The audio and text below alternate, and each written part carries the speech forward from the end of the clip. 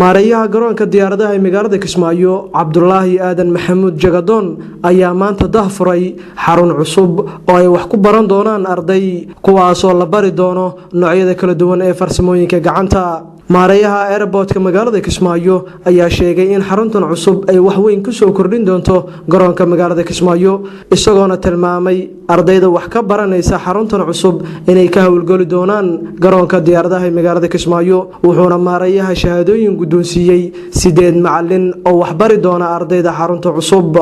maareeyaha garoonka magaalada Kismaayo Cabdullaahi Aadan Maxamuud Jagadoon oo warbaahinta kula hadlay xaruntan cusub ayaa sheegay in mashruucan ay gacan weyn ka geysatay dawladda Talyaaniga. waxa ay tahay farxad weyn maanta munaasabadan qaaliga ah oo aan ku daafurayno xarun cusub xaruntaas oo ah xarun farsamada gacanta maartay lagu bari doono dhalinyarada Soomaaliyeed. xaruntan arkaysaan oo cusub maanta aan daafurayno maalgelinteeda waxaa iska leh dawladda Talyaaniga waxaan inoo dhisay dhismaha iyo hawshan maartay howlwadeenka ah hay'adda UNIDO Cabdisalaam oo madaxa ka yahay. aad baan u amaanayaa hawsha wanaagsan ee ay qabteen. waa xarun cusub lagu soo kordhiyay si loo xoojiyo maartay howlaha iyo adeega garoonka Kismaayo.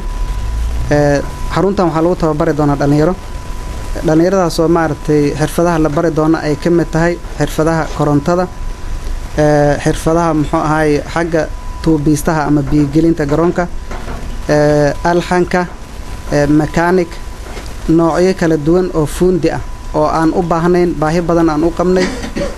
ujeedada ugu weyn waxay tahay in aan ka guurno ku tiirsanaanshaha maartay dad kale ama farsamo maartay dad ajnabi ah ee aan helno dad Soomaaliyeed loo tababaray qabashada shaqada u baahan garoonka dayactirkiisii iyo dhismooyinka imaan doona dhamaanba maartay kaalin mug leh ka qaadan doono mar kastana diyaar inoo ah. waxaan aad ugu faraxsanahay qalabka wanaagsan la guddoonsiinay maartay macallimiintii dhismahan gacanta ka geystay si ayaga naftooda ay u shaqaysan karaan ay u noqdaan dad macallimiin ah xirfad leh la tababaray isla markaana la siiyay qalabka ay ku shaqaysan lahaayeen.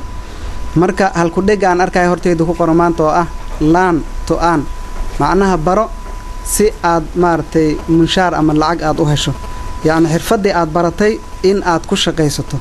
marka waa fursad qaali ah dhanna shaqo abuur u ah guud ahaan dawladda iyo maartay dhalinyarada Soomaaliyeed.